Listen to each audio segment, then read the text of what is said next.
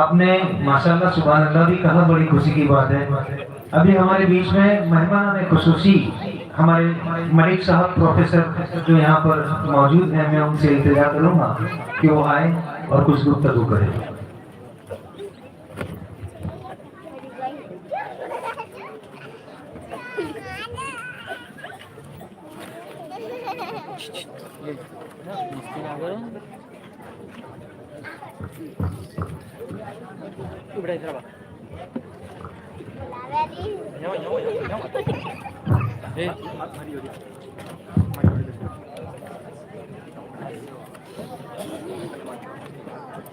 عزتوں کے جھمٹ میں بیٹھے رونق اسٹیج علماء کرام، صلاح الدین بابی صاحب، حاجی زیاد صاحب، میرے استاد محترم جن کو آپ نیپالی مولانا کے نام سے جانتے ہیں۔ بچپن میں جب مدرسے جایا کرتا تھا تو حضرت کے ہاتھوں ہی میری علمی تربیت ہوئی ہے۔ بہت عرصے کے بعد آج ان سے ملاقات ہوئی۔ عزت مآب بزرگوں، پردہ نشین میری مائیں، بہنیں، نوجوان ساتھیوں، چھوٹے بچوں، السلام علیکم۔ یہاں پر جب چھوٹے چھوٹے بچوں کو پڑھتے ہوئے میں نے دیکھا تو ذہن میں یہ خیال آیا کہ جو وہ حضور کی بارگاہ میں نذرانہ عقیدت پیش کر رہے تھے تو یہ فہرست میں کچھ اپنا بھی نام درج کرایا جائے۔ تو اسی ذہن کو خیال میں رکھتے ہوئے میں اپنی بات کی شروعات نعت پاک کے چند اشعار سے کروں گا۔ میں طالب علم ہوں۔ ہمارے ماشاءاللہ بہت ہی اچھے ناظرین اعلیٰ بہت ہی خوبصورت نظامت کرتے ہیں، اللہ آپ کو سلامت رکھے۔ انہوں نے پروفیسر کہہ کے مجھے یہاں پر دعوت سخن دیا، مگر میں یہ مانتا ہوں کہ ماں کی کوکھ سے لے کر قبر کی آغوش تک ہر انسان وہ طالب علم ہوتا ہے۔ ہر چھوٹی چھوٹی چیز سے ہم کچھ نہ کچھ سیکھتے رہتے ہیں اور یہ ہمیں سیکھنا بھی چاہیے۔ تو آئیے اب نعت پاک کے چند اثار۔ امام احمد رضا خان فاضل بریلوی کا ایک بہت ہی مشہور زمانہ کلام ہے اور جس کی تضمین پیر نصیر الدین نصیر صاحب ڈولرا شریف انہوں نے کی ہے۔ فرماتے ہیں کہ کوئی دنیا عطا میں نہیں ہم تا تیرا، کوئی دنیا عطا میں نہیں ہم تا تیرا، وہ جو حاتم کو میسر یہ نظارہ تیرا،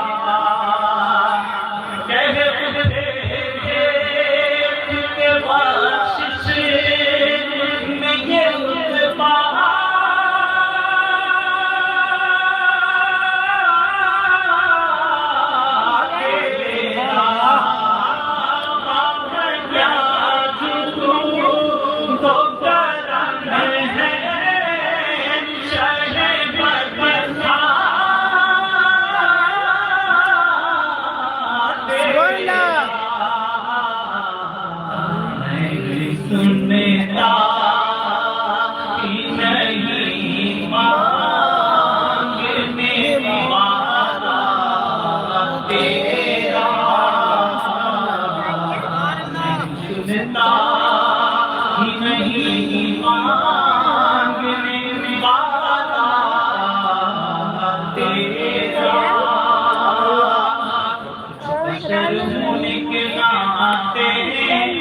تجھے خود سا جانے اور کچھ محض بیانی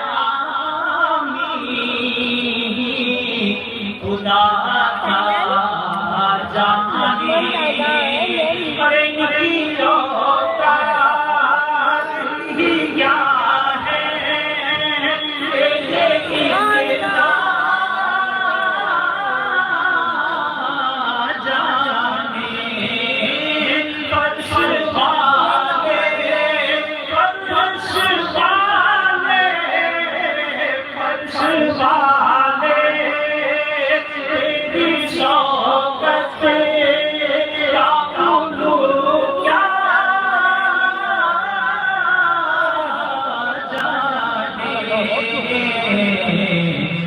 रवा अर्श पे उड़ता है फरेरा तेरा,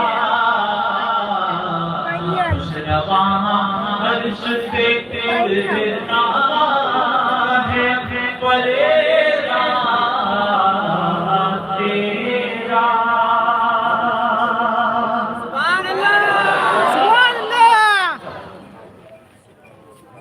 अल्लामा इकबाल साहब फरमाते हैं कि दयार इश्क में अपना मकाम पैदा कर, नया जमाना नई सुबह शाम पैदा कर, और बिरा तरीक अमीरी नहीं फकीरी है, खुदी न बेच गरीबी में नाम पैदा कर।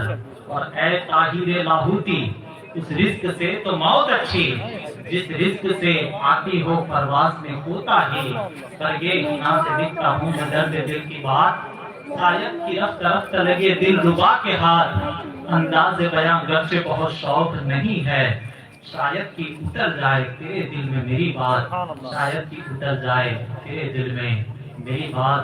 तो आइए दोस्तों, जिस मकसद के लिए यहाँ पर इंतजामिया कमेटी और बिलखुसूस हमारे मोहतरम जनाब शबीर भाई ने मुझे दावत देकर यहाँ पर बुलाया, मैं कोशिश करता हूँ कि जिस मकसद के लिए इन्होंने यहाँ पर मुझे बुलाया उस मकसद को मैं कामयाब कर सकूं।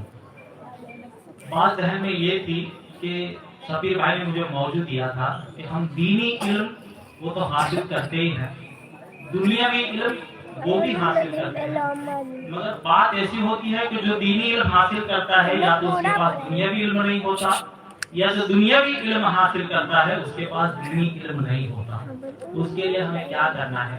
तो आज वक्त की जरूरत है कि हमें हमारे दीन को भी संभालना है और हमें दुनियावी इल्म भी हासिल करना है। हमें दुनियावी जितने भी डिसिप्लिन हैं, चाहे आप साइंस पढ़ो या कॉमर्स पढ़ो या आर्ट्स पढ़ो या प्रोफेशनल स्टडीज पढ़ो, इंजीनियरिंग पढ़ो, मेडिसिन पढ़ो, उसके साथ साथ हमें दीनी इल्म को भी हासिल करना होगा, तभी जाकर हम हमारे माशरे को अच्छी तरीके से आबाद कर सकेंगे। इसका मैं आपको एक छोटा सा एक वाकया बयान कर दूं कि ये दीनी और दुनियावी इल्म, मतलब भाभी साहब, दीनी और दुनियावी इल्म अलग कैसे हुआ? देखो, हम अल्लाह रब्बुल इज्जत को मानने वाले हैं, कुरान हदीस को मानने वाले हैं, अंबिया किराम को मानने वाले हैं, औलिया किराम को मानने वाले हैं, और माशाअल्लाह सुन्नी सही अकीदा सब लोग हैं। तो हमें ये समझना पड़ेगा कि सन 1835 में एक अंग्रेज जिसका नाम था लॉर्ड मैकॉले, जो यहाँ पर बच्चे जो थोड़ा शौक रखते हैं उनको पता है कि वो लॉर्ड मैकॉले ने हिंदुस्तान में मॉडर्न एजुकेशन पॉलिसी उसका इंतखाब किया, वो लेकर आए यहाँ पर।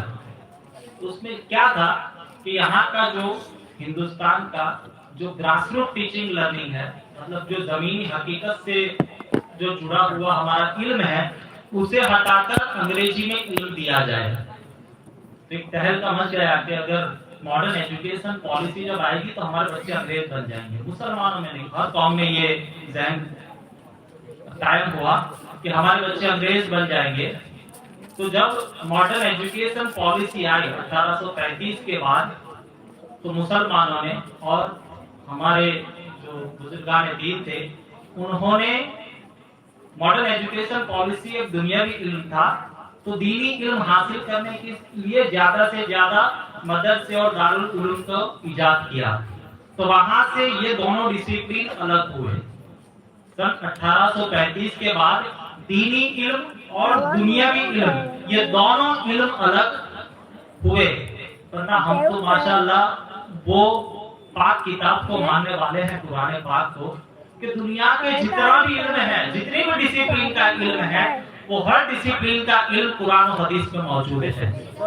मगर जरूरत है हमें वो पर्सपेक्टिव डेवलप करने का, वो नजरिया डेवलप करने का कि जहां से हम वो कुरान में से वो इल्म चुन चुन कर अपने माशरे में कायम करें, बच्चों को सिखाएं। बड़ी आलिम दीन यहाँ पर मौजूद है, मैं थोड़ी तर्क बात ये करूंगा कि دنیا میں ایک واحد کتاب ہے جو سب سے زیادہ پڑھی جاتی ہے، وہ ہے قرآن پاک، مگر وہی کتاب ہے جو بنا سوچے سمجھے پڑھی جاتی ہے۔ بہت ہم بھی قرآن پاک میں بھی پڑھتا ہوں، مگر قرآن پاک سمجھنے کا شعور ہمارے پاس نہیں ہے۔ آج ہم نے ایصال ثواب کے لیے یا تو قسمیں کھانے کے لیے قرآن پاک کو اپنی گھر کی زینت بنا کے رکھا ہے۔ ہمارے پاس وہ خزانہ موجود ہے کہ جس کی بنا پہ ہم دنیا کا ہر ایک علم حاصل کر سکتے ہیں، اور وہ کیسے آئے گا کہ جب ہمارے بچوں کے اندر دینی اور دنیاوی دونوں علم کو سمجھنے کا شعور پیدا ہوگا، تب جا کر ہم دینی اور دنیاوی دونوں بات سمجھ سکیں گے، اور جو قرآن پاک میں جو خزانہ موجود ہے اسے ہم نکال کر اپنے لیے، اپنے معاشرے کے لیے، اپنے دیش کے لیے یا پوری مین کائنڈ کے لیے ہم اسے وابستہ کر سکیں گے۔ دوستو، میں یہاں پر آپ کو ایک بات کروں، اللہ ہے، اللہ ہے، اللہ ہے تو اس کے ہونے کی دلیل کیا ہے؟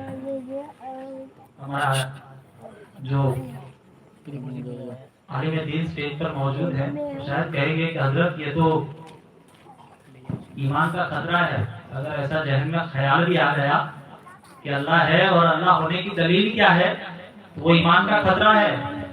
مگر میں آپ کو بتاؤں، یہاں پر یہ پانی کی بوتل ہے، یہ پانی کی بوتل ہے، کتنے بچے سائنس میں پڑھ رہے ہیں؟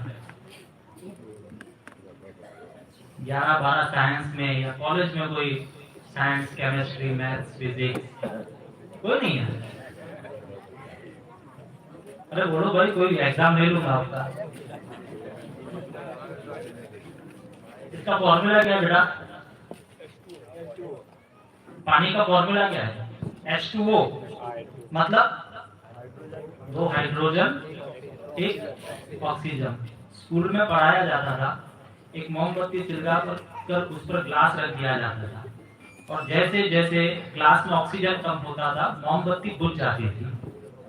تب ٹیچر ہمیں پڑھاتے تھے کہ آکسیجن سپورٹس برننگ، مطلب آکسیجن جب تک ہے تب تک آگ چلے گی، جیسے آکسیجن ختم ہوا وہ آگ ختم ہو جائے گی۔ تو یہ نیچر ہے آکسیجن کا کہ آکسیجن سپورٹس برننگ، آکسیجن جلانے کا کام ہے۔ دنیا میں کہیں بھی آگ تب تک نہیں لگ سکتی جب تک آکسیجن نہ ہو۔ 2 ہائیڈروجن ہے، ہائیڈروجن کا نیچر کیا ہے کوئی بتائے گا؟ ہائیڈروجن ایکسپلوڈ ہوتا ہے، وہ بھڑکاؤ ہے۔ دنیا نے آج ہائیڈروجن بم ایجاد کیے، اگر کسی شہر کے نام پھینک دیا جائے تو تہس نہس ہو جائے گا۔ تو ایک جلاؤ، آکسیجن جلاؤ، 2 بھڑکاؤ، دونوں کی نیچر کیسے ہے؟ ایک جلاؤ ہے، ایک بھڑکاؤ ہے۔ اللہ تعالیٰ نے اسے کہا کن، اور دونوں مل گئے، کن پایا کن، تو بن گیا پانی جو دونوں کو بجھانے کا کام کر رہا ہے۔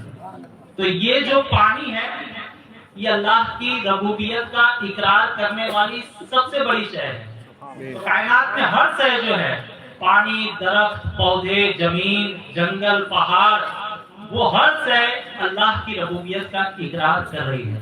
مگر دوستو، یہ سمجھنے کے لیے آج ہمیں اسلام کو سائنٹیفک اپروچ سے سمجھنا پڑے گا۔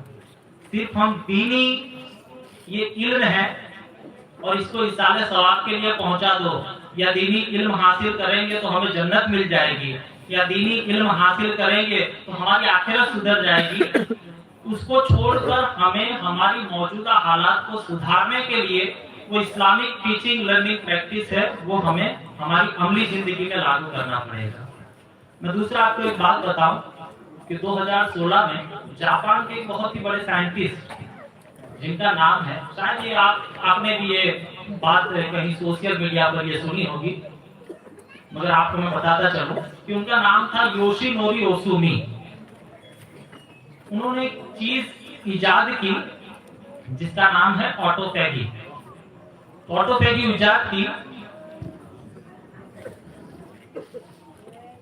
تو انہیں دنیا کا سب سے بڑا پرائز، جس کو نوبل پرائز بولتے ہیں، وہ دے دیا گیا، وہ عنایت کر دیا گیا۔ किसी ने पूछा कि ये ऑटोफैगी है क्या, कोई ट्रीटमेंट है? तो बोला नहीं। कोई दवाई है? तो बोला नहीं, दवाई भी नहीं है। तो पूछा कि ऑटोफैगी है क्या? तब योशिनोरी ओसुमी ने बताया कि इंसान जब साल में 10% हिस्सा 10% ऑफ द ईयर वो अगर दिन का 14 से 15 घंटे अगर भूखा रहे तो उसके बॉडी में जो सड़ा गला हिस्सा है, वो सड़ा गला हिस्सा, हम जब भूखे रहते हैं तो हमारी बॉडी को खाना चाहिए, जो हम खाते नहीं है मगर भूखे रहते हैं तो उसे क्या होता है, शरीर का जो सड़ा गला हिस्सा है उसे हमारी बॉडी खाने लगती है, कंज्यूम करने लगती है। तो बताया कि सड़ा गला हिस्सा अगर बॉडी कंज्यूम करेगी, खाएगी, तो उससे बहुत सारी बीमारी है, जैसे पार्किंसन है, अल्जाइमर है, कैंसर है, ऐसी बहुत सारी बीमारी वो इंसान को नहीं हो सकती।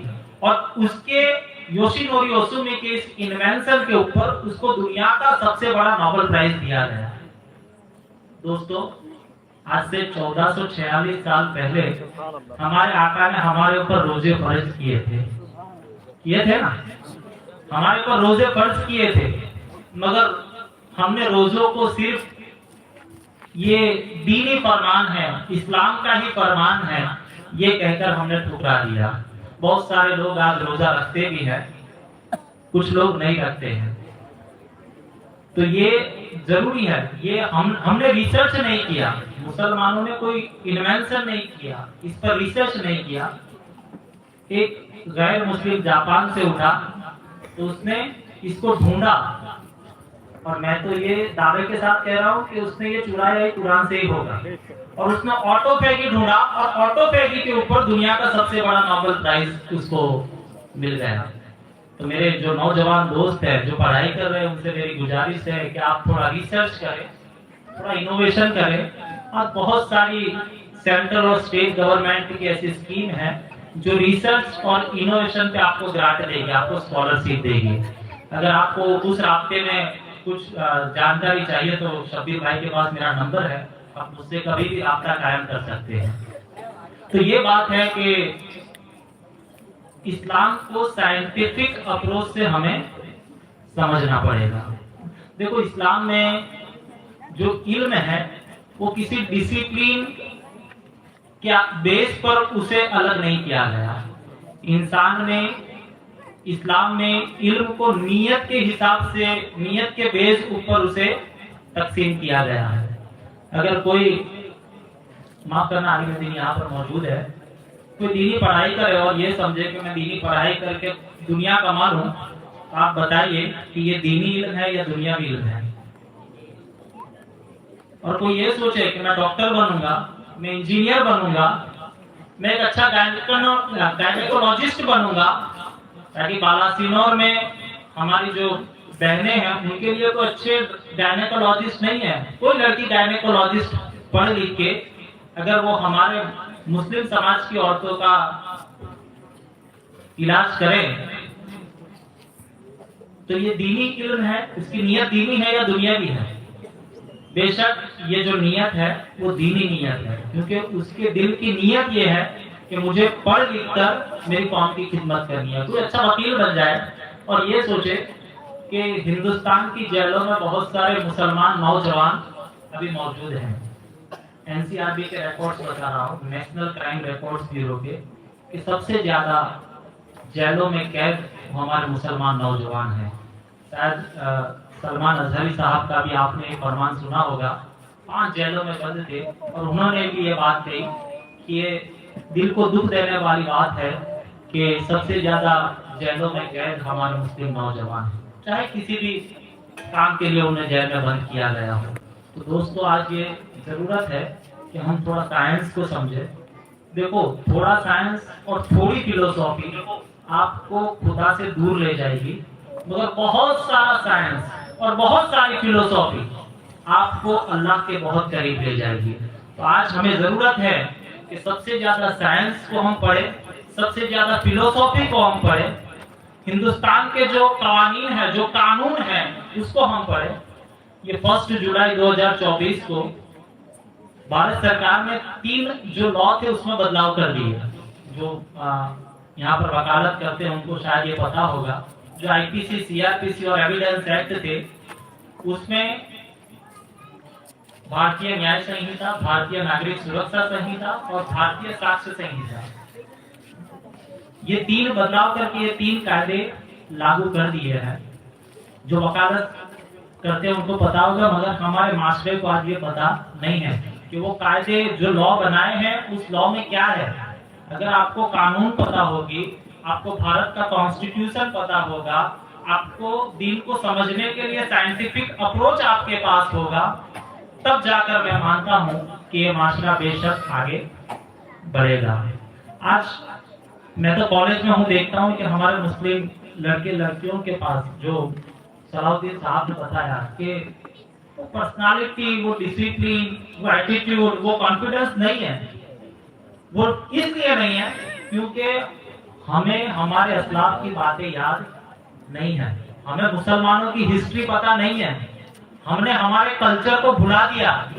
इसकी वजह से कहीं पर भी हम जाते हैं तो हम एक इंफीरियरिटी कॉम्प्लेक्स फील करते हैं, लघुता ग्रंथि फील करते हैं।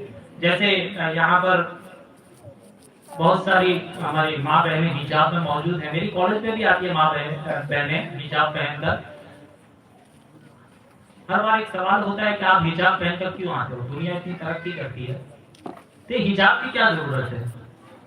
मैं आपको एक बात बताता चलूं कि यमन में एक इकोनॉमिस्ट जिसका नाम है तवक्कुल करमान, क्या नाम है, या बातें याद करना या तो नोट कर लेना, नौजवानों से मेरी अपील है। और जब मैं यहाँ से जाऊँ कल सुबह उठकर इसको गूगल करना, तो आपको जो मैं बताकर जाता हूँ उससे ज्यादा आपको गूगल बता देगा। तवक्कुल करमान को दुनिया का सबसे बड़ा नोबेल प्राइज मिला। तो जब जिनेवा में प्रेस कॉन्फ्रेंस थी तो तवक्कुल करमान को, भाभी साहब को सवाल किया गया कि आप कितनी मॉडर्न, दुनिया का सबसे बड़ा नोबेल प्राइज आपको मिला, फिर भी आप हिजाब में क्यों हो, इतनी ऑर्थोडॉक्स, इतनी कंजर्वेटिव क्यों हो। तवक्कुल करमान ने जो जवाब दिया, उसने इंग्लिश में दिया था, मैं अपनी भाषा में आपके सामने रखता हूँ। तवक्कुल करमान ने जवाब दिया कि जब इंसान के पास सोचने और समझने का शऊर नहीं था, मतलब जो थॉट ऑफ सोशलाइजेशन, सिविलाइजेशन नहीं था, समझ नहीं थी इंसान के पास, जो आदि मानव हम कहते हैं, वो कपड़े नहीं पहनते थे। मगर जैसे जैसे इंसान की सोच बढ़ी, उसकी समझ बढ़ी, तो उसने दरख्तों से पत्तों को तोड़कर अपने शरीर के कुछ हिस्सों को ढकना शुरू किया। फिर उसकी समझ को, उसकी सोच को और उरूज मिला, तो उसने कपड़े पहनना शुरू किया। फिर तवक्कुल करमान ने जवाब दिया कि what I wear today, that is the highest thought of civilization that mankind has achieved. मतलब मैं आज जो कुछ भी हूं, पूरा शरीर अगर मेरा ढका हुआ है, तो वो इंसान, मतलब मैनकाइंड ने, इंसानों ने जो हाईएस्ट थॉट, सिविलाइजेशन और सोशलाइजेशन का अचीव किया है, मैं उस ड्रेस कोड को आज पहनी हुई हूं। इसका मतलब ये कि आज दुनिया में सबसे ज्यादा मॉडर्न मैं हूं। तो ये तो तवक्कुल करमान का जवाब था। आज अगर कॉलेज में, स्कूलों में हमारी माँ बेटियों से अगर ये सवाल कर दिया जाता है तो उनके पास ये जवाब नहीं होता। और ये जवाब देने के लिए मैं जरूरी समझता हूँ कि आपको इल्म हासिल करना पड़ेगा। ये ना हो कि कल रात को एक प्रोफेसर आया था, बड़ी बड़ी बातें करके चला गया। अगर कहीं भी जरूरत पड़े तो इल्मी ताल्लुक से, कुछ पढ़ाई में या कुछ भी हासिल करने के लिए, कि अगर एडमिशन के लिए विद्यानगर में अगर किसी को पढ़ना हो तो आप मेरा राब्ता कायम कर सकते हैं। शब्बीर भाई के पास मेरा कांटेक्ट नंबर है। वक्त की किल्लत को मद्देनजर रखते हुए मैं, एक नज्म है जिसके कुछ असर आपके सामने रखकर मैं अपनी बात को यहाँ खत्म करूंगा। इमरान प्रतापगढ़ी साहब ये नज्म पढ़ा करते थे, मैं उन्हीं के पास से मैंने ये चुरा कर लेके आया हूँ। और आज का ये जो प्रोग्राम है, इसके ताल्लुक से ही ये खाली बाटल ले है। फरमाते हैं कि वक्त की खाली बाटल ले ले। जरूरत समझ लो, वक्त की ये जरूरत समझ लो, बिन पढ़े अब गुजारा नहीं है।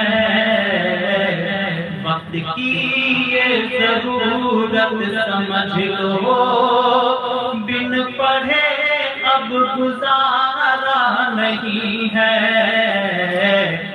ना कोई रहनुमा ना हुकूमत, ना कोई रहनुमा ना हुकूमत, कोई भी अब तुम्हारा नहीं है।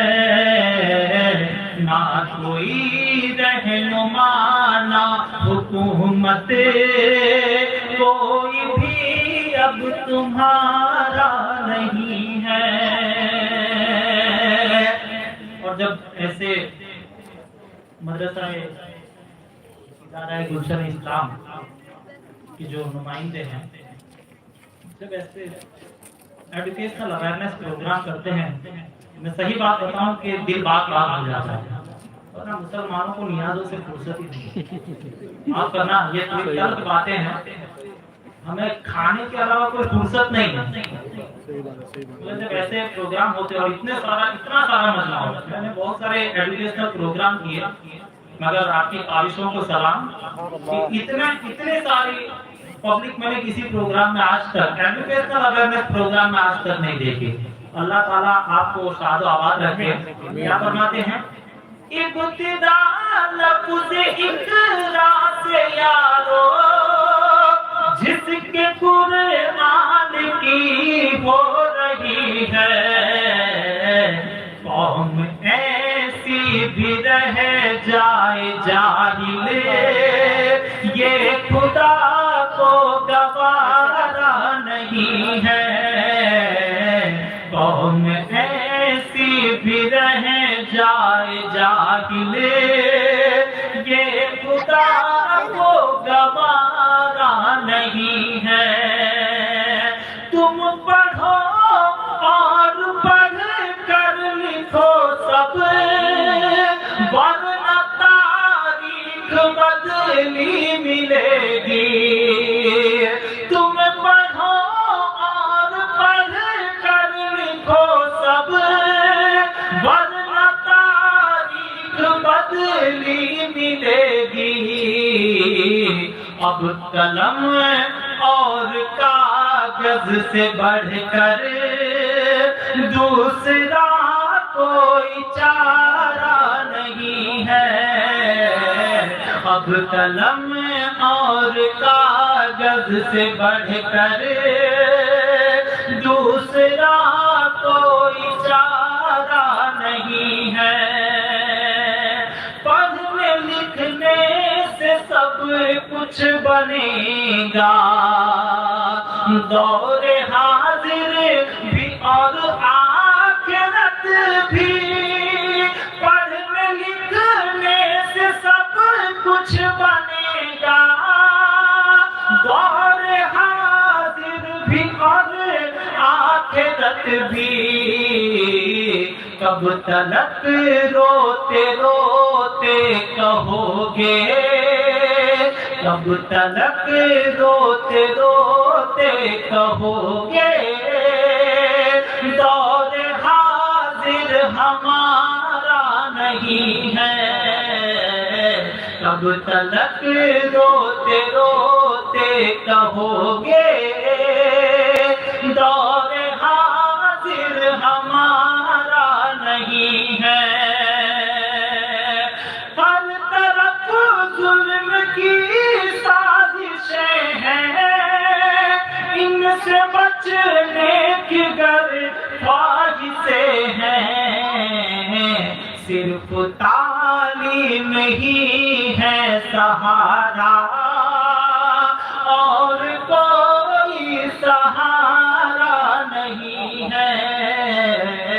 सिर्फ तालीम ही है सहारा, और कोई सहारा नहीं है। दर्द में डूब कर आज मैंने तुमको आवाज दी मेरे यार। اتنی شدت سے میں نے کسی کو، اتنی شدت سے میں نے کسی کو آج تک تو پکارا نہیں ہے، اتنی شدت سے میں نے کسی کو آج تک تو پکارا نہیں ہے، وقت کی یہ ضرورت سمجھ لو، بن پڑھے اب گزارا نہیں ہے، نہ کوئی رہنما نہ حکومت، کوئی بھی اب تمہارا نہیں ہے۔ السلام علیکم ورحمۃ اللہ وبرکاتہ۔ وعلیکم السلام ورحمۃ اللہ۔ بہت زوردار تالیوں سے کا استقبال کیا جائے۔ ماشاء اللہ، اللہ سلامت رکھے ملک صاحب، آپ کے ہر ایک الفاظ کی تفسیر کی جا سکتی ہے، مگر وقت کی قلت، رات ایک ندی کی طرح بہتی جا رہی ہے۔ ایسا ہے کہ میں اس بہتی رات میں ایک گوتا لگا رہا ہوں،